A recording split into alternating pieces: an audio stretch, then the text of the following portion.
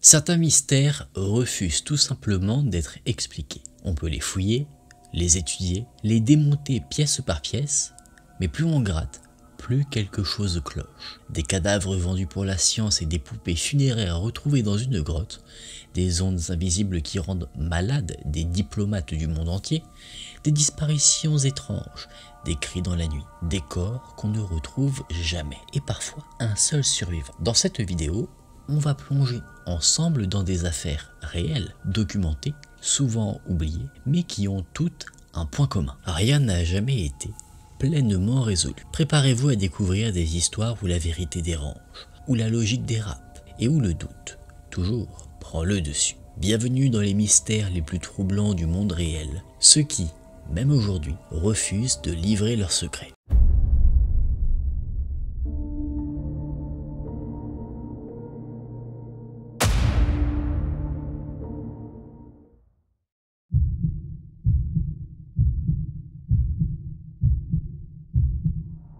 Au cours de l'année 1836, en Écosse, 3 jeunes garçons explorent les abords d'Arthur Seat, une colline escarpée qui domine Édimbourg. En fouillant les rochers à la recherche de terriers de lapins, ils tombent sur une étrange cavité creusée dans la pierre. À l'intérieur, parfaitement alignées, reposent 17 petites poupées. Chacune est enfermée dans un cercueil miniature taillé avec soin. Leurs visages sont figés, leurs vêtements cousus à la main. Un silence lourd s'installe.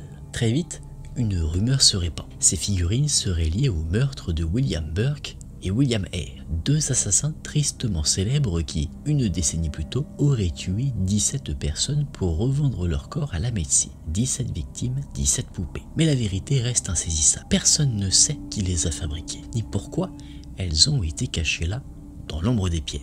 Offrande funèbre, œuvre d'un esprit tourmenté ou un souvenir silencieux d'un crime oublié. Aujourd'hui encore, le mystère des poupées d'Arthur Seat reste entier. En poursuivant leur chasse aux terriers, les garçons tombent sur une fissure étrange, creusée dans la paroi rocheuse d'Arthur Seat.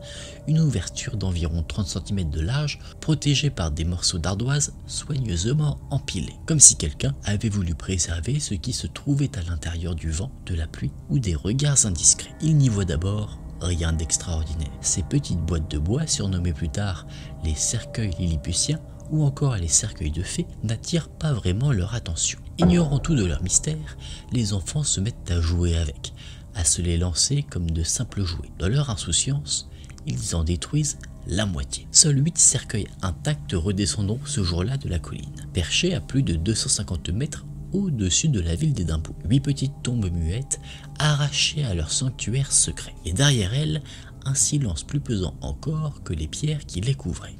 17 cercueils, 17 victimes. C'est le parallèle glaçant que certains ont rapidement tracé. Burke et Eyre avaient fourni 17 corps au Dr Knox, dont un seul était mort de cause naturelle. Et voilà que surgissent 17 effigies funéraires comme un sinistre hommage à leur crime. Les tissus qui enveloppaient les poupées, tout comme les fils utilisés pour les coudre, remontent à la même époque, entre 1800 et 1830, comme si quelqu'un, dans l'ombre, avait voulu garder la mémoire de ces morts anonymes et s'était mis à les enterrer miniature après miniature. L'écrivain Charles Fort apporta une observation troublante.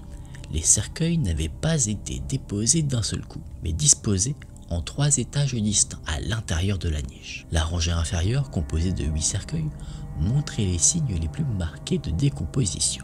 La deuxième, également composée de 8 poupées, semblait mieux conservée. Et tout en haut, isolée, une seule poupée plus récente. Comme si celui ou celle qui avait commencé cette étrange série préparait une nouvelle rangée. Comme si d'autres victimes devaient encore venir. Mais le dernier cercueil est resté seul. Et le mystère, lui, n'a jamais cessé de grandir. Pour beaucoup, l'état de décomposition des cercueils semble indiquer qu'ils ont été placés là à des époques différentes. Mais une autre hypothèse existe. Peut-être que certaines poupées étaient simplement plus exposées aux éléments, au vent, à l'humidité ou aux infiltrations de la roche. L'analyse des figurines révèle un détail troublant. Elles n'ont sans doute pas été créées pour représenter des morts. Elles n'ont pas les yeux clos. Toutes ont les pieds peints en noir comme si elles portaient des bottes. Et l'une d'elles avait même les bras arrachés, sans doute pour pouvoir entrer de force dans son cercueil. Tout semble indiquer qu'il s'agissait à l'origine de simples jouets. Puis quelqu'un, pour une raison qu'on ignore toujours, les aurait transformés en macabres effigies, en confectionnant des cercueils sur mesure. Un jeu devenu rituel, une innocence détournée, comme si une main invisible cherchait à enterrer plus que des poupées, peut-être une mémoire ou une culpabilité. Selon les archives du journal The Scotsman, rapporté par un chercheur, Mike Dash, chaque cercueil contenait une figurine humaine taillée dans le bois avec un visage étonnamment bien sculpté pour sa taille. Elles étaient entièrement vêtues de coton de la tête aux pieds et disposées avec soin comme dans une véritable mise en biais. Chaque détail rappelait les rituels funéraires traditionnels, comme si ces poupées miniatures avaient droit à un dernier hommage. Les cercueils, longs de 7 à 10 cm, étaient taillés dans un seul bloc de bois, à l'exception du couvercle, cloué avec des épingles en laiton ou de simples fils de fer. Et là où l'on aurait pu s'attendre à une finition grossière, c'est tout le contraire. Les parois étaient décorées de petites pièces de métal, probablement de l'étain, incrustées avec une précision troublante. Une minutie presque obsessionnelle, comme si ces petites tombes étaient bien plus qu'un simple bricolage, comme si quelqu'un, dans le silence, avait voulu créer un cimetière miniature, reflet d'un drame que personne ne voulait ou ne pouvait nommer. Les cercueils eux-mêmes étaient sculptés dans du pin sylvestre, un bois local. Mais en les examinant de plus près, les experts ont relevé des incohérences dans leur fabrication. Certains détails diffèrent subtilement d'un cercueil à l'autre. Les finitions, la précision des découpes, le soin apporté à la décoration, assez en tout cas pour penser que deux personnes différentes auraient pu participer à leur confection. Le principe restait le même. Un seul bloc de bois creusé pour former le cercueil, puis un couvercle ajouté et fixé au sommet. Deux mains, deux esprits. Un même projet, morbide et minutieux. Et toujours la même question, suspendue depuis près de 2 siècles. Pourquoi? Le surnom de poupée des meurtres de Burke et Hare ne vient pas de nulle part. Il fait écho à une affaire macabre qui a marqué l'Écosse du 19e siècle. Tout commence dans les années 1820, lorsque William Burke et William Hare, deux immigrés irlandais, deviennent amis à Édimbourg. Hare tient une pension modeste avec sa femme et un jour, l'un de leurs locataires meurt naturellement dans sa chambre. Plutôt que d'alerter les autorités, les deux hommes voient là une occasion sinistre. Ils emballent le cadavre et vont le vendre à un médecin de l'université d'Édimbourg, désireux d'enrichir sa collection de corps pour ses dissections anatomiques. Ce sera le point de départ d'une spirale de meurtre qui allait bientôt terrifier toute une ville. Et pour certains, les cercueils miniatures découverts à Arthur Seat seraient les échos silencieux de ces crimes. À cette époque, les écoles de médecine manquaient cruellement de corps humains pour leur dissection. La loi n'autorisait l'usage que d'un seul type de cadavre, ceux des criminels exécutés. Mais les pendaisons devenaient de plus en plus rares et les amphithéâtres restaient désespérément vides. Alors, les anatomistes ont cherché ailleurs. En silence, dans l'ombre, ils se sont tournés vers des fournisseurs bien moins officiels, les pilleurs de tombes. Des hommes prêts à creuser la nuit, à déterrer les morts fraîchement inhumés pour les vendre au prix fort aux universités. Un commerce certes morbide, mais lucratif. Et c'est dans ce climat trouble, où les cadavres valaient de l'or, que Burke et Hare ont vu l'opportunité d'agir à leur manière. Le docteur Robert Knox de l'université d'Édimbourg ne posait pas trop de questions. Il avait besoin de corps, Burke et Hare, eux, avaient trouvé comment en fournir. Le corps du locataire mort, naturellement, leur avait rapporté 7 livres sterling, une somme considérable pour l'époque. Et très vite, ils réalisent que chaque cadavre frais pouvait leur en rapporter 10. Alors, ils ne se contentent plus d'attendre les morts, ils les provoquent. 17 victimes tomberont sous leurs mains, mais l'histoire ne pouvait pas rester secrète indéfiniment. Les autorités finissent par les arrêter et Hare, pour sauver sa peau, trahit son complice. Il accepte de témoigner contre Burke en échange de sa liberté. Burke, lui, est condamné à mort. Et dans un cruel retour du destin, le juge ordonne que son propre corps soit disséqué publiquement. Son squelette est conservé, un masque mortuaire de son visage émoulé. Certains morceaux de peau sont même prélevés et transformés en objets, comme une relique maudite. Quant à William Hare, il disparaît libre, et personne ne saura jamais ce qu'il est devenu. Depuis leur découverte, les poupées d'Arthur Seat n'ont cessé d'alimenter les théories les plus troublantes. Certains pensent qu'un des meurtriers eux-mêmes aurait été rongé par la culpabilité. Peut-être l'un d'entre eux, incapable de supporter le poids des âmes sans sépulture, aurait-il fabriqué ces cercueils miniatures pour leur offrir un simulacre de repos, une forme d'enterrement symbolique. D'autres avancent des idées plus ésotériques, Les poupées pourraient représenter des marins disparus en mer, ou bien être liées à des rituels celtiques, voire vaudous, oubliés depuis longtemps. Mais si les poupées ont été fabriquées avant que les meurtres ne soient révélés au grand public, peu de personnes pouvaient être à l'origine. Le docteur Knox lui-même, qui savait probablement que les corps qu'il achetait n'étaient pas morts de cause naturelle, William Burke, William Eyre, leur épouse respective, peut-être même le frère du docteur Knox, qui aurait pu être au courant. Était-ce un acte de rédemption, un geste religieux, ou au contraire, un trophée morbide dissimulé dans la pierre pour ne jamais être trouvé? Certains pensent que Eyre aurait pu les placer là après le procès, en souvenir ou par remords. Mais il a fui la ville rapidement, craignant la colère du peuple. D'autres encore avancent que Burke n'aurait pas eu le temps de cacher la dernière poupée. Il fut arrêté trop vite après leur dernière victime. Mais alors, pourquoi y en a-t-il 17? Sauf si, comme le pensent certains, il y a eu une victime supplémentaire, jamais découverte. Burke, selon plusieurs témoins, était un homme profondément religieux. Et si ces cercueils étaient son dernier acte de pénitence, caché à la vue du monde. Des analyses ADN ont bien été réalisées sur son corps, conservées après sa dissection publique. Mais aucun échantillon génétique n'a pu être extrait des poupées elles-mêmes. Le lien demeure impossible à prouver. Enfin, une objection majeure vient fragiliser la théorie des meurtres de Burke et Eyre. Au moins 12 de leurs victimes étaient des femmes. Or, les figurines sont-elles toutes masculines, habillées de vêtements funéraires typiquement masculins. Un détail que l'on ne peut ignorer. Alors, à qui rendent-elles hommage? Un auteur, Jeff Nispet, propose une autre lecture. Selon lui, ces cercueils ne sont pas liés au meurtre, mais à un événement politique oublié, la Radical War de 1820, une révolte populaire brutalement réprimée. Et il dit que ces artefacts ont été créés pour honorer les radicaux, martyrs d'un soulèvement étouffé. Et s'ils ont été exhumés, c'était peut-être pour raviver une flamme de rébellion dans un pays trop prompt à l'oublier. Avec le temps, beaucoup ont fini par accepter l'authenticité des poupées et de leurs cercueils, mais certains continuent d'y voir une supercherie. Un détail dérange, aucun des enfants n'a jamais livré de témoignage direct. Et que sont devenues les 9 poupées détruites? Lorsque les garçons ont réalisé que les objets suscitaient de l'intérêt, pourquoi ne sont-ils pas retournés sur la colline chercher les morceaux? Trop de zones d'ombre, trop de questions sans réponse. Et c'est peut-être là que réside toute la force de ce mystère, dans ce flou persistant entre vérité et légende. Selon une autre source, c'est l'instituteur des enfants qui aurait récupéré les 8 cercueils intacts. Il les aurait présentés à une société archéologique locale, fascinant immédiatement ses membres.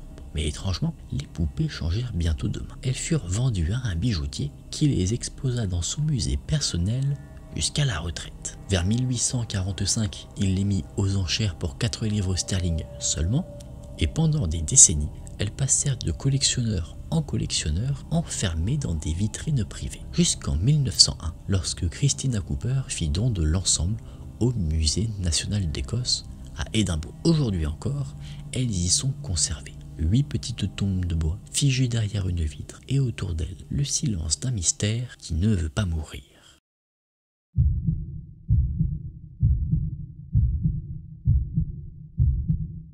Dans les profondeurs sauvages de l'Alaska, dissimulé au cœur d'un paysage glacial et désert, un étrange complexe scientifique alimente depuis des années les rumeurs les plus folles. Son nom, le High Frequency Active Auroral Research Program. À première vue, un simple centre de recherche ionosphérique. Mais depuis sa création en 1993, cet endroit suscite curiosité, inquiétude et paranoïa. On y voit des antennes massives tournées vers le ciel, des ondes invisibles traversant l'atmosphère.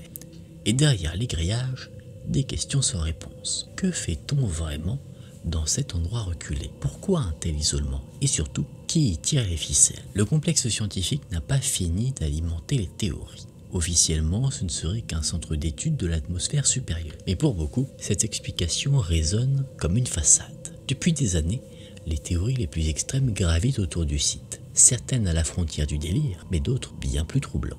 Contrôle du climat, création de catastrophes naturelles, manipulation mentale à grande échelle, autant d'accusations souvent balayées d'un revers de la main par les autorités. Pourtant, ce qui distingue ce complexe des autres théories du complot, c'est qu'il a fait l'objet d'enquêtes officielles, et pas des moindres. Le Parlement européen lui-même a mené des investigations sur ses activités et ses possibles implications militaires. Alors pourquoi ce lieu continue-t-il de fasciner autant? Qu'y a-t-il là-bas d'assez important pour nourrir autant de suspicions?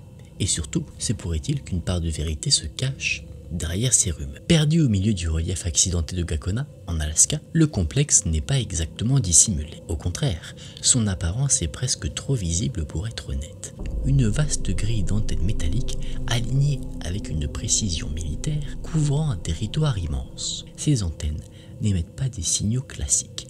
Elles envoient de puissants faisceaux d'ondes radio haute fréquence directement dans la ionosphère, cette couche supérieure de l'atmosphère terrestre, là où notre planète frôle le vide spatial. Officiellement, tout cela n'a qu'un seul but: étudier le comportement de la ionosphère lorsqu'elle est soumise à ces ondes, comprendre les effets du climat spatial, améliorer les communications, perfectionner les systèmes de navigation.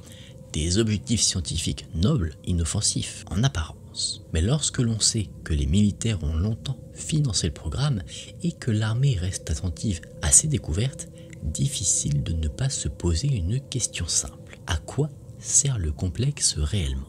Ses capacités sont impressionnantes, presque trop. Le système peut générer des ondes radio d'une puissance phénoménale et les concentrer avec précision sur une région ciblée de la ionosphère. En agissant ainsi, les chercheurs peuvent reproduire artificiellement des phénomènes atmosphériques, les observer, les analyser et même les manipuler. Un outil unique au monde qui a déjà permis de nombreuses avancées en physique ionosphérique et en communication radio. Mais si l'aspect scientifique semble clair, c'est l'identité des financeurs qui intrigue. Le complexe est financé par 3 entités: l'armée américaine à travers l'US Air Force et la Navy, l'université d'Alaska à Fairbanks et surtout la DARPA, la très secrète agence de recherche du département de la Défense. Ajoutez à cela un site reculé, isolé de tout et une opacité persistante autour de certaines de ses activités. Et vous trouverez ici le terreau parfait pour faire naître les théories les plus inquiétantes. Parce que parfois, ce n'est pas ce qu'on voit, mais ce qu'on nous empêche de voir qui soulève le plus de questions. Pour la communauté scientifique, le complexe n'est qu'un outil de recherche avancé au service de la connaissance. Mais pour les sceptiques, le complexe est tout autre chose. Depuis des années, une fracture s'est creusée entre discours officiels et soupçons grandissants. Et au cœur de cette controverse, la question de ses véritables intentions. Depuis près de 30 ans, certains affirment que le complexe aurait été détourné à des fins militaires secrètes par le gouvernement américain. Et ce qui n'était au départ qu'une rumeur souterraine a pris une toute autre ampleur en 1995, lorsqu'une eurodéputée finlandaise, Elisabeth Rehn, déposa une motion au Parlement européen. Elle y évoquait l'utilisation des ressources militaires dans le cadre de stratégies environnementales. Elle ne mentionnait pas le complexe explicitement, mais pour beaucoup, le sous-entendu était limpide. Et ce simple geste a suffi à déclencher une vague mondiale de soupçons et de théories. Depuis, une question hante les esprits. Et si derrière le paravent scientifique, le complexe était en réalité une arme silencieuse capable d'altérer l'équilibre du monde?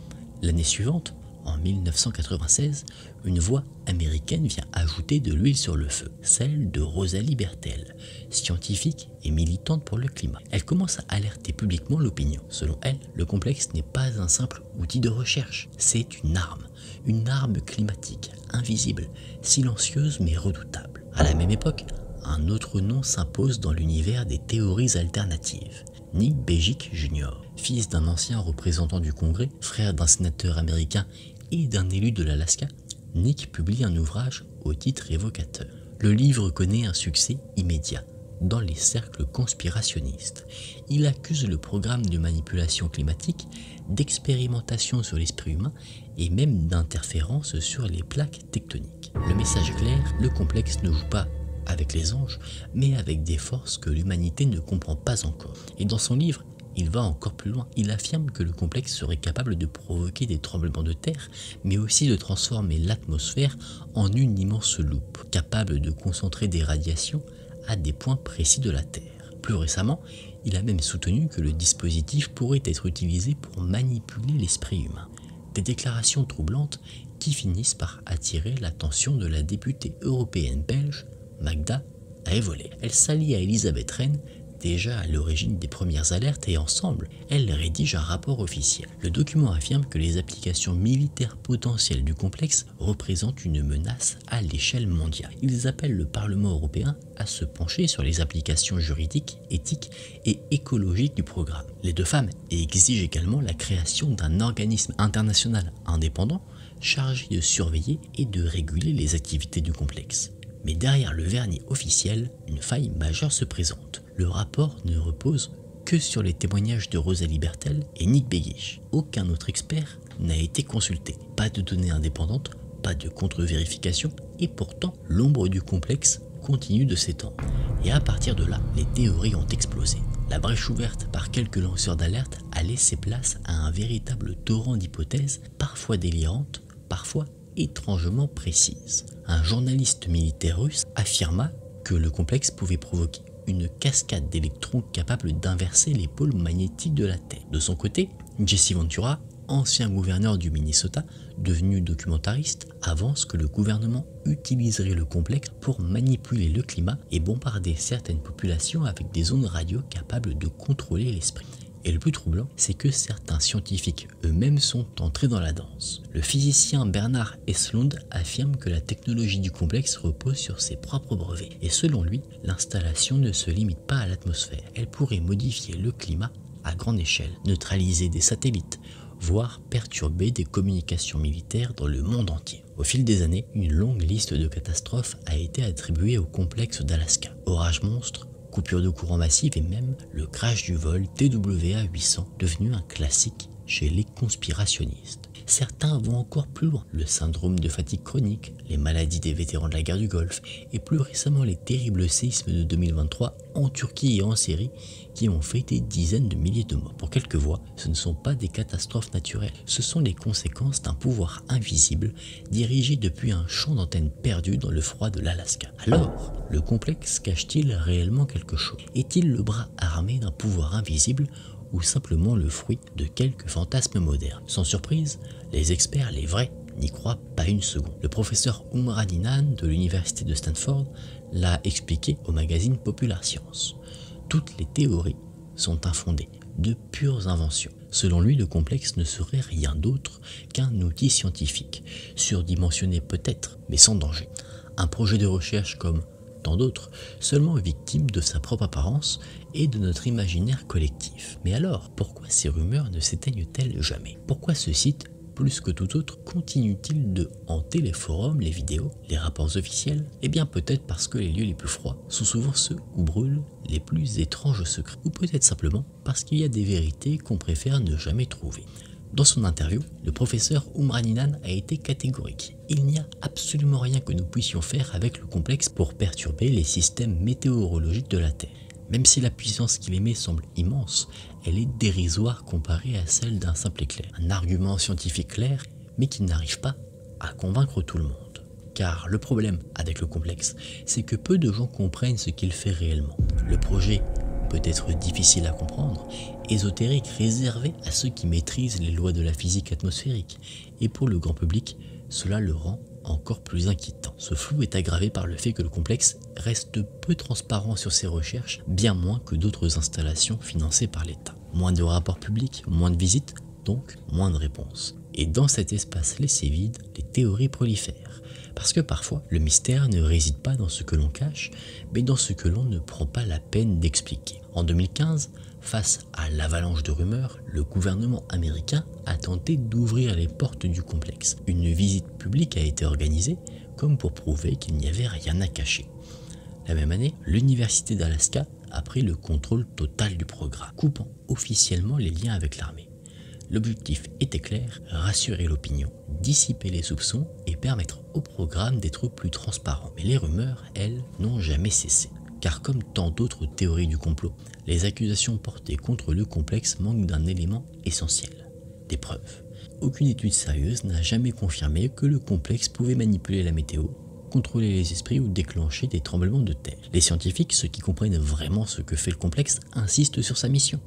étudier la ionosphère, améliorer les communications radio et approfondir notre compréhension du climat spatial. Même les théoriciens les plus convaincus n'ont jamais su fournir un motif crédible. Pourquoi le complexe ferait-il tout cela et dans quel but secret? La technologie de modification du climat existe déjà. Elle s'appelle l'ensemencement des nuages, utilisée depuis la guerre du Vietnam et toujours en service aujourd'hui. Et pour ce qui est du syndrome de la guerre du Golfe ou du syndrome de fatigue chronique, la science en connaît les origines et elles n'ont absolument rien à voir. De plus, les activités du complexe sont surveillées par la communauté scientifique elle-même, rendant très peu probable l'existence d'expériences clandestines à grande échelle. Alors non, le complexe ne cache probablement aucun projet secret de domination planétaire. Mais peut-être que ce n'est pas ce qu'on y fait. Peut-être que ce qui fascine, c'est ce qu'on y imagine dans ce dessert glacé de l'Alaska, avec ce champ d'antennes qui pointe vers le ciel. Et derrière ces ondes, des millions de regards projettent leurs peurs, leurs fantasmes et leurs légendes.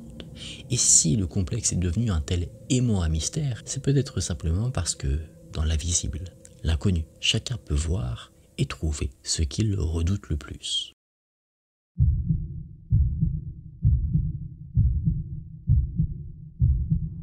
Ettore Majorana, un nom presque effacé des manuels scolaires et pourtant l'un des esprits les plus brillants du XXe siècle. Un homme dont les travaux ont bouleversé à jamais la physique moderne. Il a côtoyé, influencé, parfois même dépassé les plus grands noms de son temps, contribuant à la découverte du neutrino et ouvrant la voie à une nouvelle ère scientifique. Mais ce qui rend son histoire si fascinante, ce n'est pas seulement ce qu'il a accompli, c'est ce qu'il a laissé derrière lui, ou plutôt ce qu'il a choisi de ne jamais expliquer.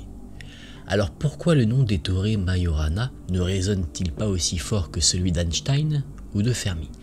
Pourquoi cet esprit prodigieux est-il resté dans l'ombre, relégué aux marges de l'histoire? Parce qu'en 1938, à l'âge de 31 ans, il disparaît, sans laisser la moindre trace. Pas de corps, pas de lettre d'adieu, rien. Sinon un silence troublant, assourdissant qui plane encore aujourd'hui sur le monde scientifique.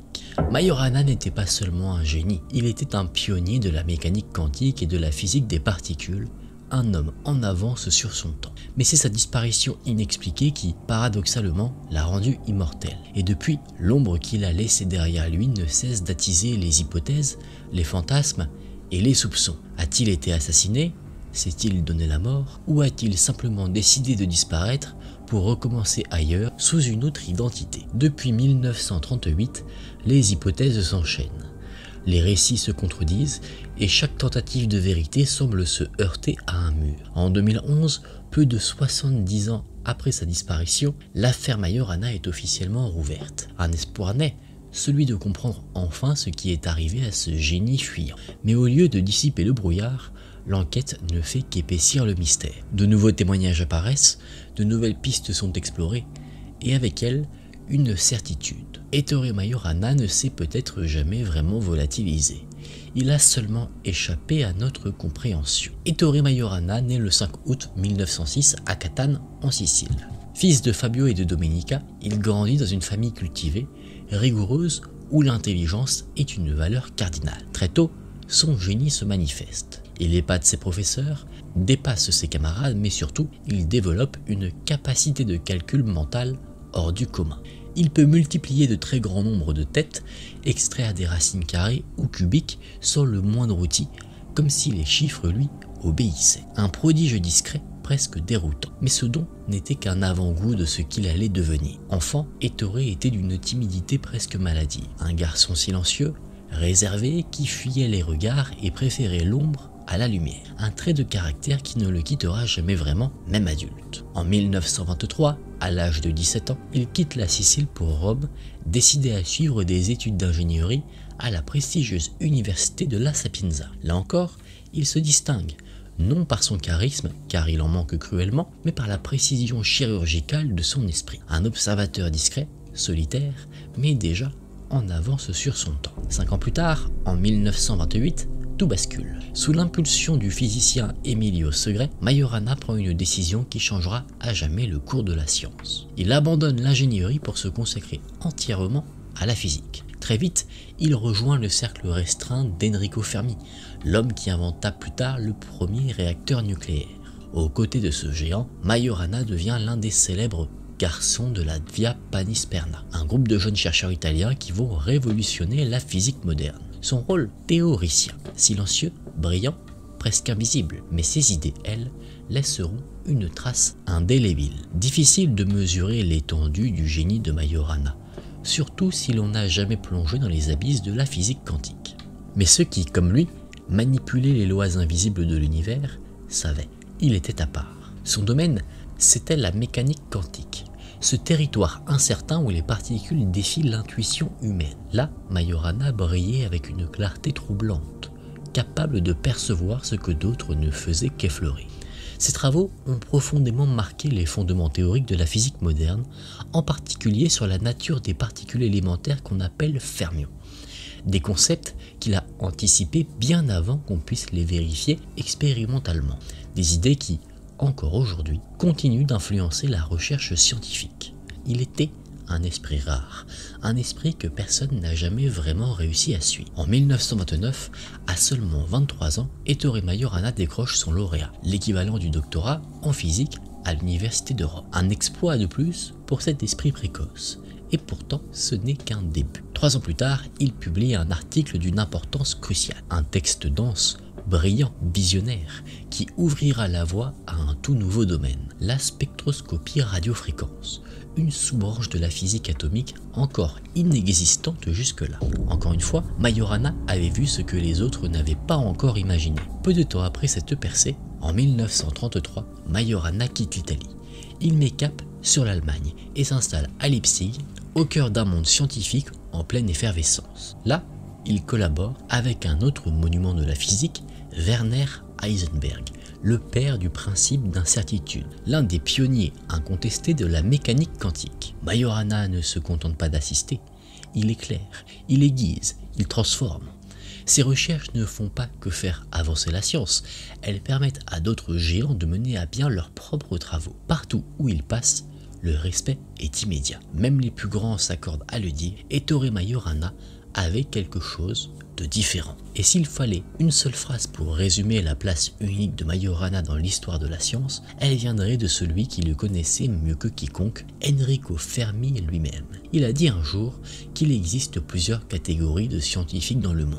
Ceux de second ou de troisième rang font de leur mieux, mais ne vont jamais bien loin. Ensuite, il y a ceux du premier rang qui font des découvertes importantes, essentielles au progrès scientifique. Mais au-dessus de tout cela, il y a les génies, comme Galilée, Newton ou encore Ettore Majorana. Un éloge rare, et venant d'un homme comme Fermi, c'est presque une canonisation. Pendant des décennies, une grande partie de l'œuvre de Majorana est restée dans l'ombre. Non pas parce qu'elle manquait d'importance, bien au contraire, mais parce que lui-même fuyait les projecteurs. Il détestait les honneurs, ne réclamait jamais le moindre crédit. Ses découvertes, il les jugeait banales, presque ennuyeuses, comme si la beauté de ses équations n'avait d'intérêt que pour lui seul. Au cours de toute sa carrière, il ne publiera que 9 articles scientifiques, 9 seulement. Et pourtant, ces quelques pages suffisent à révolutionner notre compréhension de l'univers. Sa contribution la plus marquante fut l'équation de Majorana, une formulation théorique stupéfiante décrivant des particules capables d'être leurs propres antiparticules. Un concept désormais connu sous le nom de fermion de Majorana qui a ouvert une nouvelle ère dans la physique des particules. Mais ce n'est pas tout. Majorana a également laissé sa marque dans l'étude des neutrinos, ces particules quasi indétectables qui traversent notre corps par milliards chaque seconde. Il en avait compris la structure, le comportement, les propriétés fondamentales bien avant que la science n'ait les moyens de le prouver. Fermi, admiratif, lui demande un jour d'écrire un article sur ses travaux pour les rendre publics. Mais fidèle à lui-même, Majorana refuse. L'année suivante, un autre physicien reprend son idée, mène l'expérience et prouve que le neutron de Majorana existe. Il reçoit le prix Nobel. Majorana, lui, reste silencieux, comme toujours. En 1938, à seulement 31 ans, Ettore Majorana reçoit l'une des plus hautes distinctions académiques de son temps. Il est nommé professeur titulaire de physique théorique à l'université de Naples, une nomination exceptionnelle, tellement exceptionnelle en fait qu'elle ne suit aucune procédure ordinaire, aucun concours, aucune épreuve, aucune soutenance. Les autorités universitaires se contentent de cette simple justification, la haute renommée d'une expertise singulière atteinte dans le domaine de la physique théorique. Il était un génie reconnu, mais un génie que personne ne parvenait vraiment à cerner. En 1933, quelque chose se brise. Majorana tombe gravement malade, gastrite sévère, épuisement extrême, mais au-delà du corps, l'esprit vacille. Ce sera le début d'une lente descente vers l'isolement. Pendant près de 4 ans, il se coupe du monde. Il cesse presque entièrement de fréquenter l'université, n'écrit plus, ne publie rien, évite famille et amis, il s'enferme dans ses pensées et travaille en secret, comme si ses idées ne devaient appartenir à personne. Puis, en 1938, l'espoir renaît. Il semble aller mieux. Il accepte enfin le poste de professeur à Naples. Mais cette accalmie ne dure pas. Le 25 mars 1938, Ettore Majorana disparaît. Et les circonstances sont étranges, troublantes, inexplicables. Tout commence par un geste anodin. Il retire toutes ses économies de la banque, puis sans prévenir, il prend un bateau pour Palerme, quittant Naples sans explication. On pense qu'il voulait y voir un ami, Emilio Segre. Mais ce dernier était alors aux États-Unis. À Palerme, Majorana achète un billet retour pour Naples. Mais il ne l'utilisera jamais. À la place, il envoie une lettre à Antonio Carelli, le directeur de l'Institut de physique de Naples. Un message simple, mais glaçant. Il n'allait pas revenir. Dans sa lettre, Majorana s'excuse pour les ennuis qu'il pourrait causer. Il demande pardon, humblement, presque tendrement. Mais c'est la dernière phrase qui glace encore aujourd'hui ceux qui la lisent. Je vous prie de transmettre mon souvenir à tous ceux que j'ai appris à connaître et à apprécier dans votre institut. Je garderai d'eux un souvenir affectueux, du moins jusqu'à 23 h, peut-être plus tard. Une phrase énigmatique, presque théâtrale, comme si Majorana lui-même mettait en scène sa propre disparition. Son corps ne sera jamais retrouvé. Pas de témoins, pas de preuves, juste un vide, une énigme et des décennies d'hypothèses. Très vite, ses anciens collègues avancent une hypothèse sombre. Il se serait donné la mort. Majorana avait toujours été un homme tourmenté, fragile, rongé par le doute. Il se surmenait, s'isolait et ses comportements récents semblaient étranges.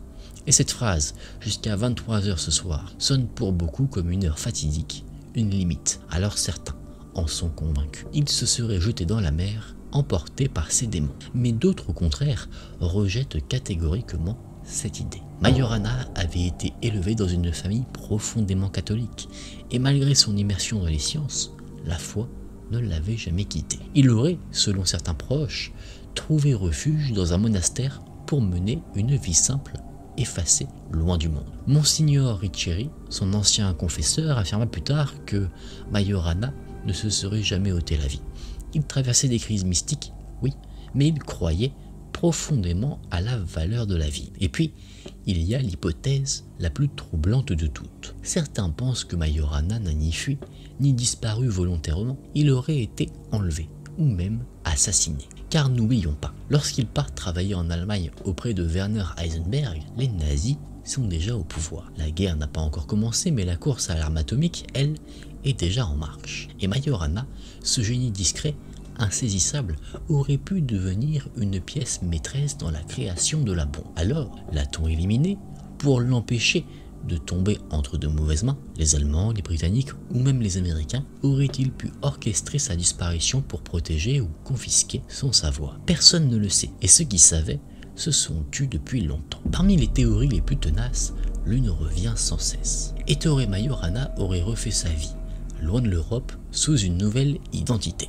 Certains affirment qu'il aurait émigré en Argentine, d'autres penchent pour le Venezuela. Et pendant des décennies, ce n'était qu'une rumeur de plus, jusqu'en 2011, quand tout bascule. Le parquet de Rome décide alors de rouvrir officiellement le dossier. Un témoin affirme avoir rencontré Majorana à Buenos Aires après la Seconde Guerre mondiale. L'histoire paraît invraisemblable et pourtant, en juin de la même année, la police italienne, les Carabinieri, analyse une photographie prise en 1955 en Argentine. L'homme sur l'image ressemble étrangement à Majorana. Grâce à un logiciel de reconnaissance faciale, ils identifient 10 points de correspondance entre les deux visages. Le verdict tombe, les enquêteurs estiment qu'il s'agit probablement de la même personne et l'affaire prend un tournant inattendu. 4 ans plus tard, le 4 février 2015, le parquet de Rome annonce officiellement la clôture du dossier. Les autorités déclarent que Majorana était bien vivant et qu'il aurait vécu à Valence entre 1955 et 1959. Aucune trace de violence, aucune preuve d'enlèvement, rien ne laisse penser qu'il ait été forcé à fuir. La conclusion semble donc claire. Ettore Majorana a choisi de disparaître, volontairement et définitivement.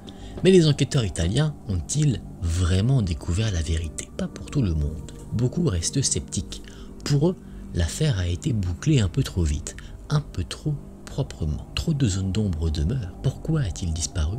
Qu'a-t-il fait pendant toutes ces années? Et surtout, qu'est-il devenu à la fin? Malgré les enquêtes, malgré les témoignages, malgré la réouverture du dossier, le mystère résiste. Et plus le temps passe, plus il semble insaisissable. Volonté de disparaître, fuite spirituelle, pression politique ou encore mission secrète, les théories se multiplient, mais aucune ne parvient à dissiper le brouillard. Et peut-être est-ce là la dernière grande équation d'Ettore Majorana, une disparition parfaite, conçue avec la même précision que ses calculs, une énigme laissée en héritage à un monde incapable de la résoudre. Encore aujourd'hui, le nom d'Ettore Majorana fascine, non seulement pour le génie qu'il incarnait, mais parce qu'il nous rappelle que même au cœur de la science, certaines vérités restent à jamais hors de portée.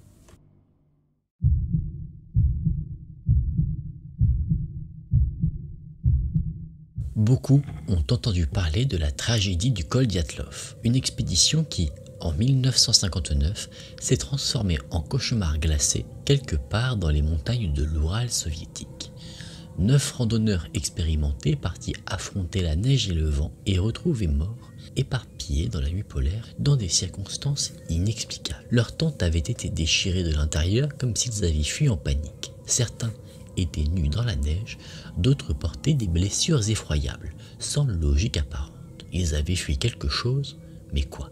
Depuis plus de 60 ans, l'affaire Dyatlov hante les esprits, nourrit les théories les plus folles et ne cesse de défier la raison. Rencontres étranges, psychoses collectives, catastrophes naturelles, on a tout envisagé, mais malgré les années, le mystère du col Dyatlov reste entier. Et pourtant, cette affaire glaçante n'est pas unique. Dans cette même région de Sibérie, un autre drame encore plus déroutant s'est produit. Une autre expédition, un autre groupe de randonneurs, et une fin tout aussi incompréhensible. Nous sommes en 1993 à Kamar-Daban, dans les montagnes saillant orientales, non loin des rives isolées du lac Baïkal. Un groupe de 7 randonneurs s'aventure dans la nature sauvage sibérienne. Mais ce qu'ils vont vivre là-bas, aucun mot ne pourra vraiment l'expliquer. Pas même aujourd'hui. Cet événement, que certains appellent la folie de la montagne, allait mettre à rude épreuve le corps et l'esprit de ceux qui y étaient confrontés. Un cauchemar sibérien né au cœur des forêts gelées. Mais cette fois, ce n'est pas un mystère scellé à jamais dans la glace, car, à la différence du col Dyatlov, il y a eu une survivante. Une personne revenue de l'enfer, tremblante, brisée, mais capable de parler. Et ce qu'elle a raconté est tout simplement terrifiant. Au cours de l'été 1993, un groupe de 7 randonneurs prépare avec enthousiasme une expédition à travers les reliefs escarpés de Kamar-Daban dans les montagnes de Sibérie orientale. Leur objectif, explorer cette chaîne montagneuse sauvage bordée de forêts denses et de lacs glaciaires. Un défi, oui, mais pas une folie. La région, bien que reculée, était connue des alpinistes. Certains sentiers étaient même populaires auprès des touristes, du moins lorsqu'ils étaient empruntés à la bonne saison. Pour ces 7 marcheurs aguerris, cette expédition ne devait être qu'une aventure exigeante, certes, mais loin d'être dangereuse. Et pourtant, rien ne se passera comme prévu. À la tête du groupe, une femme respectée, Lyudmila Korovina, 41 ans, survivaliste aguerrie et guide de montagne expérimentée. Elle connaissait la région, les techniques de survie, les dangers du terrain. Et surtout, elle ne laissait jamais rien au hasard. Avec elle, 6 de ses élèves âgés de 15 à 24 ans. Des jeunes qu'elle avait formés elle-même, encadrés, préparés. Une équipe soudée, encadrée par une femme exigeante, méthodique, presque militaire dans sa rigueur. L'itinéraire était parfaitement établi, chaque étape calculée, chaque pause planifiée. Tout était prêt et rien n'avait été improvisé. Mais la montagne, elle, n'obéit à aucun plan. Certes, Lyudmila Korovina avait la réputation d'être dure. Elle poussait ses élèves à bout, imposait des distances longues, des rythmes soutenus, mais elle n'était pas imprudente. Jamais. Elle connaissait les limites de ses groupes et savait qu'en ralentir. Elle n'avait qu'une obsession, la sécurité. Alors, pour tout le monde, cette expédition ne devait être qu'une nouvelle aventure bien encadrée. Exigeante, oui, mais routinière. Un défi de plus à cocher sur la longue liste des randonnées estivales. Personne ne s'attendait à ce que cette fois-ci, ce soit la montagne qui qui prennent le contrôle. Le 2 août 1993, tout se déroule comme prévu. Le groupe de Lyudmila se met en marche, sac à dos, le regard tourné vers les sommets du Kamardaban. Le ciel est clément, l'équipe est motivée et l'itinéraire bien tracé. Ce jour-là, 3 groupes de randonneurs évoluent dans la région. Parmi eux, un autre dirigé par Natalia, la propre fille de Lyudmila. Leur plan est simple. Les 2 équipes doivent se retrouver le 5 août, 3 jours plus tard, à un point de rendez-vous prévu. Mais à la date convenue, le groupe de Lyudmila ne se présente pas. Natalia ne s'inquiète pas immédiatement. Après tout, ils sont 7, tous en bonne forme, expérimentés et disciplinés. Leur absence ne peut être due qu'à un contretemps banal, un détour, une pause prolongée, un changement de rythme. Mais en réalité, ce groupe ne réapparaîtra jamais. 5 jours passent et nous sommes maintenant le 10 août 1993. Au pied du massif de Kamardaban, un groupe de kayakistes descend tranquillement la rivière. Le courant est calme, la forêt dense de chaque côté et soudain, quelque chose attire leur regard. Une silhouette. Là, juste au bord de l'eau, une jeune fille émerge des arbres. Elle ne crie pas, ne s'approche pas, elle reste figée, muette, les yeux écarquillés. Elle les fixe. Intriguée, les kayakistes s'approchent, mais à mesure qu'ils réduisent la distance, l'inquiétude les envahit, puis l'horreur. La jeune fille est couverte de sang, de la tête aux pieds, mais ce n'est pas le sien. Les kayakistes descendent de leur embarcation, tentent de l'approcher doucement, elle tremble, incapable de parler au début, encore en état de choc. Puis, entre 2 sanglots, quelques mots finissent par sortir. Elle s'appelle Valentina Utoshenko, et ce qu'elle leur dit fait froid dans le dos. Elle faisait partie du groupe de Lyudmila Korovina, l'un des 6 jeunes partis en expédition dans les montagnes une semaine plus tôt, mais elle est seule, la seule survivante. Valentina, Valva comme l'appelaient ses camarades, est prise en charge, réchauffée puis conduite dans un commissariat local. Et là, elle raconte un récit confus, brisé par le choc, mais glaçant de bout en bout. Ce qu'elle confie aux autorités ce jour-là reste, encore aujourd'hui, sans explication. Tout avait pourtant parfaitement bien commencé. La météo était bonne, l'ambiance excellente. Le groupe avançait vite et sans difficulté. Au bout de 2 jours à peine, ils atteignent le sommet prévu en avance sur leur programme. Et c'est au moment de la descente que les premiers signes de complications apparaissent. Des pluies soudaines, violentes, détrempent le sol et rendent le terrain glissant, instable. Les sacs sont lourds, les jambes douloureuses, l'énergie baisse peu à peu, mais malgré la fatigue, le moral reste bon. Le soir du 4 août, le groupe installe un camp sommaire. Ils sont épuisés, mouillés, mais confiants. Demain, pense-t-il, ils termineront la descente et rejoindront Natalia et son groupe comme prévu. Mais cette nuit-là, quelque chose les attendait dans la montagne. Au matin du 5 août, peu après le petit déjeuner, quelque chose a basculé. Le groupe s'était remis en marche, entamant la dernière portion de la descente, quand l'inimaginable s'est produit. Sacha, le dernier à marcher dans la file, s'est soudain effondré en hurlant. Il portait les mains à son visage comme s'il brûlait de l'intérieur. Lorsque les autres se sont précipités vers lui, ils ont vu le sang couler de ses yeux, de ses oreilles, de sa bouche. Il agonisait. Lyudmila, gardant son sang-froid, ordonne au reste du groupe de descendre chercher de l'aide, peut-être de croiser Natalia et son équipe. Mais à peine ont-ils parcouru quelques mètres que les cris de Lyudmila retentissent, déchirants et inhumains. Il remonte alors en courant, et là, l'enfer s'intensifie. Une autre étudiante est prise de convulsions. Du sang jaillit de son visage, et dans une panique incontrôlable, elle se met à frapper sa tête contre un rocher jusqu'à perdre connaissance. 2 membres du groupe fuient en hurlant, disparus dans la montagne. Valva et Denis restent seuls, figés devant 3 corps, sans vie. Ils décident alors de descendre au plus vite, de fuir, mais à peine ont-ils commencé leur repli que Denis s'effondre à son tour. Ils tous crachent du sang, de l'écume aux lèvres. Son corps tremble, puis se fige. Valva est seule au cœur d'un cauchemar incompréhensible.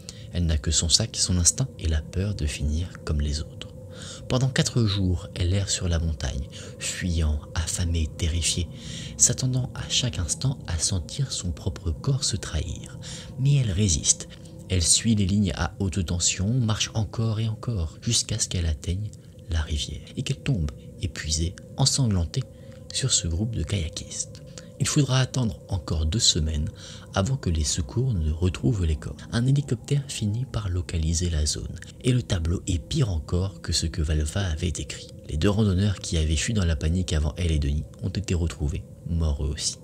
Leurs corps, figés dans la neige, semblaient avoir subi le même sort. Pas de traces de lutte, pas de blessures visibles, juste la mort, brutale et inexpliquée. L'autopsie est formelle. Tous les membres du groupe, à l'exception de Lyudmila, sont morts d'hypothermie extrême et d'exposition. Des symptômes qui pourraient suggérer qu'ils ont simplement été vaincus par le froid. Mais rien n'est si simple, car Lyudmila, elle, n'est pas morte de froid. Le rapport indique une crise cardiaque. Son cœur, visiblement, n'a pas supporté ce qu'elle a vu. Et surtout, que s'est-il passé ce matin-là dans ce périmètre précis de la montagne? Qu'est-ce qui a pu provoquer des saignements massifs, des convulsions, de la panique, puis la mort? Une théorie revient souvent, celle de l'exposition à un agent neurotoxique. Les symptômes, hémorragie, perte de contrôle, panique extrême ou arrêt cardiaque, correspondent presque parfaitement à un empoisonnement au gaz neurotoxique. Une substance invisible, inodore, assez puissante pour paralyser ou tuer instantanément. Et peut-être répandue dans cette zone par accident. Certains ont avancé l'hypothèse d'une eau contaminée. Peut-être que les randonneurs auraient bu à une source infectée ou même au lac Baïkal lui-même. Mais aucune trace de toxine n'a jamais été retrouvée. Et surtout, aucun autre groupe n'a jamais vécu une telle tragédie dans la région. D'autres pensent qu'ils auraient pu, par erreur, consommer un champignon toxique cueilli au petit matin. Cela expliquerait pourquoi Valva, seule, aurait survécu si elle n'en avait pas mangé. Mais là encore, l'hypothèse ne tient pas. Les symptômes sont apparus trop violemment, trop rapidement et de manière trop ciblée. Alors, et si c'était autre chose? Quelque chose que nous ne connaissons pas encore. Un phénomène, une arme, une présence, quelque chose, d'humain ou non, tapis dans les replis silencieux des montagnes de Kamar-Daban. Un danger encore invisible. Pour l'instant, personne ne peut le dire avec certitude, et ce que Valva a vu, ce qu'elle a vécu, reste une énigme, une histoire vraie, terrifiante et toujours sans réponse.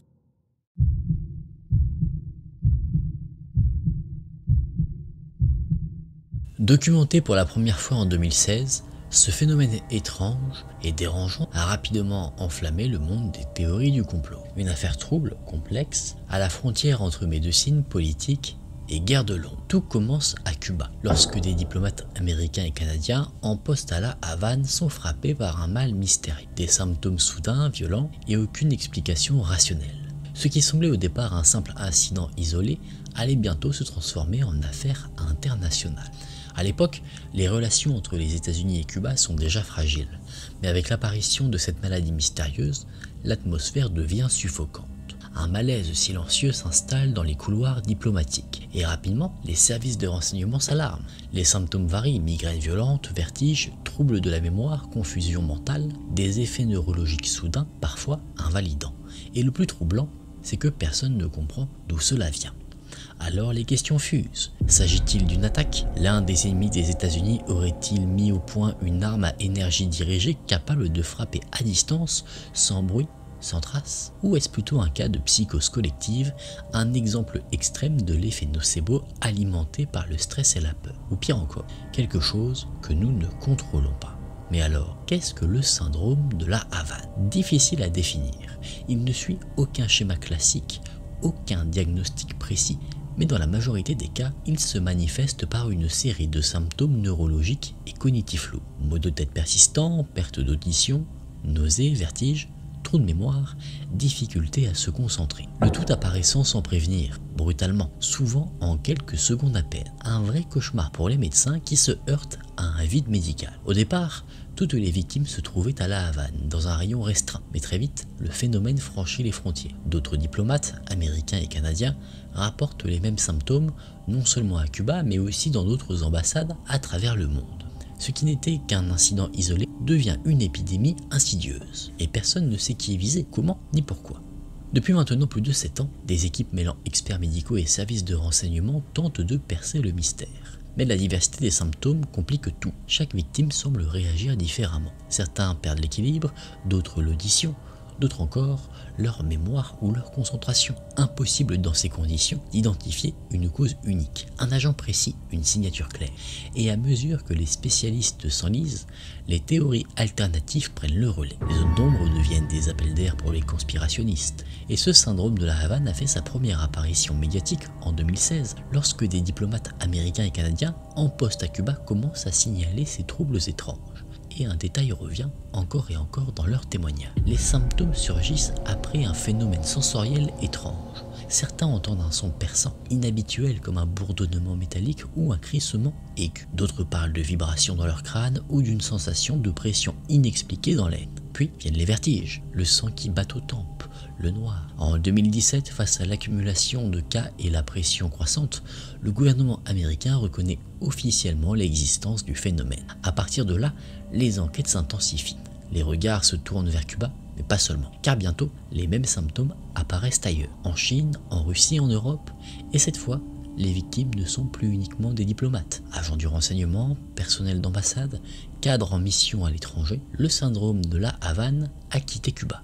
Et sa progression silencieuse, mondiale, inquiète les hautes sphères de la diplomatie internationale. Cette dispersion géographique rend toute conclusion plus difficile. S'agit-il d'une attaque ciblée dans certains pays à haut risque, ou bien d'un phénomène global insidieux que personne ne comprend encore vraiment?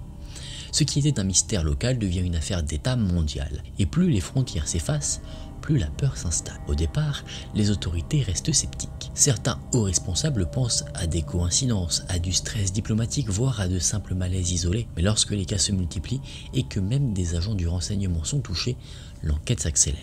C'est alors que surgit un éventail de théories, certaines rationnelles, d'autres aux limites de la science-fiction.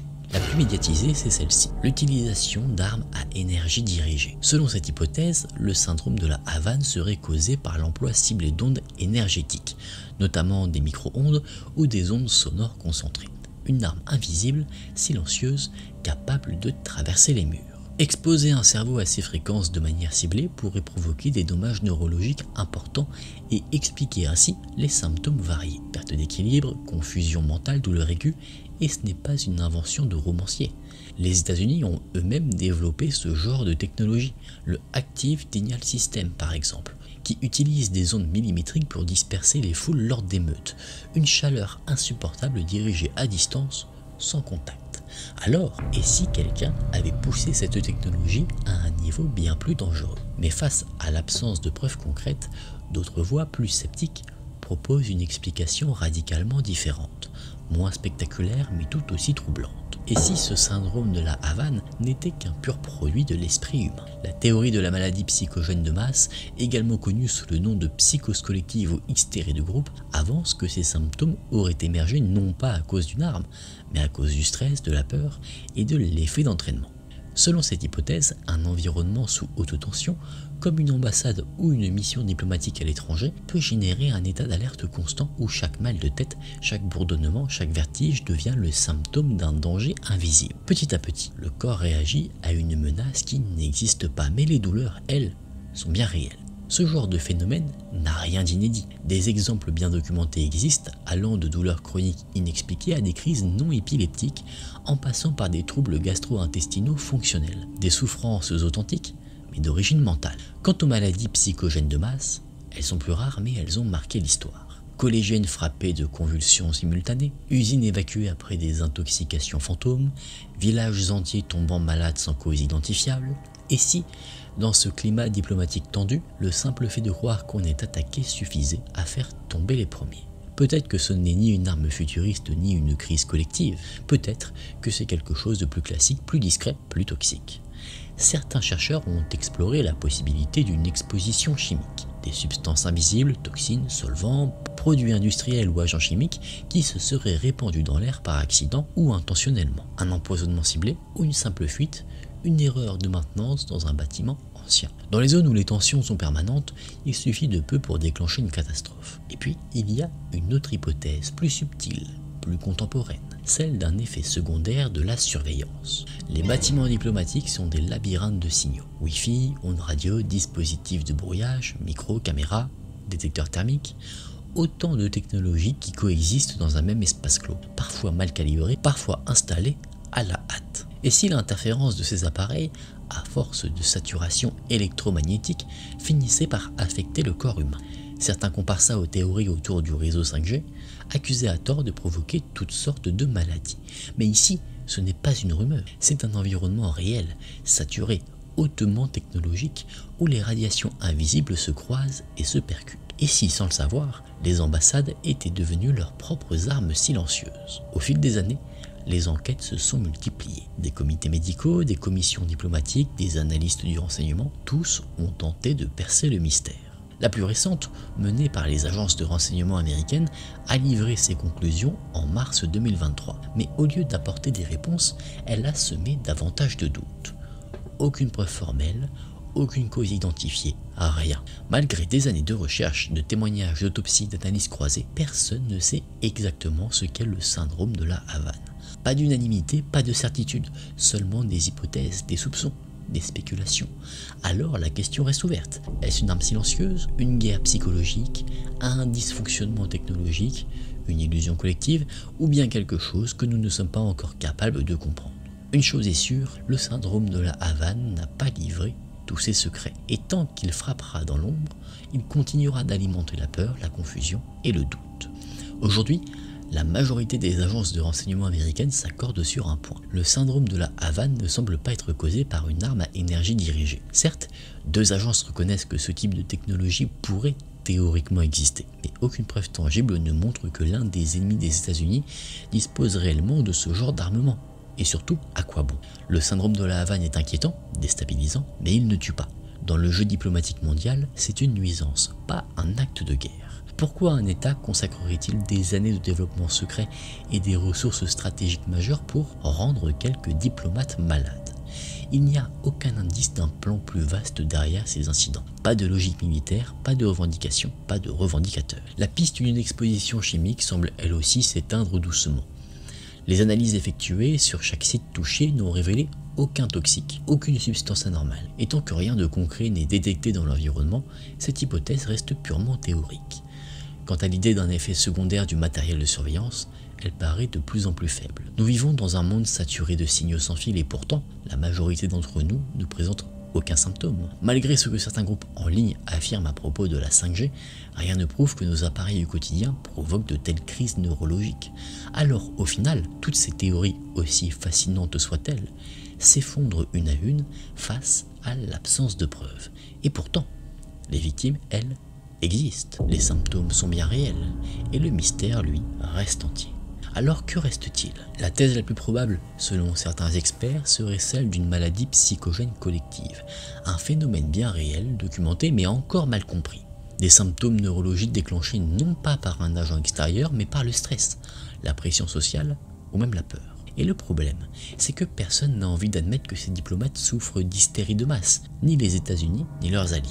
Et tant que cette hypothèse reste politiquement embarrassante, elle risque d'être repoussée. En 2023, le rapport officiel est tombé. Il n'existe pas d'explication unique. Les causes sont probablement multiples, facteurs environnementaux, erreurs de maintenance dans les bâtiments, antécédents médicaux. Certains sites touchés présentaient même des systèmes de ventilation défectueux et des infestations de rongeurs. Mais une chose est claire, le gouvernement américain écarte de plus en plus fermement la possibilité que des ondes électromagnétiques dirigées soient à l'origine de ces troubles. Ce serait une arme trop complexe, trop peu efficace pour un résultat aussi flou. Et pourtant, tout le monde n'est pas convaincu. Certains continuent de croire qu'il se trame quelque chose dans l'ombre, que ce n'est ni psychologique ni accidentel. Et tant que le flou persiste, le doute, lui, ne disparaît jamais tout à fait. Dans un monde saturé de désinformation, d'intérêts cachés et d'outils technologiques toujours plus puissants, le syndrome de la Havane restera sans doute l'un de ces mystères modernes. Pas assez spectaculaire pour une guerre, pas assez clair pour être élucidé. Et peut-être, justement pour tout ça, ce mystère est encore plus inquiétant.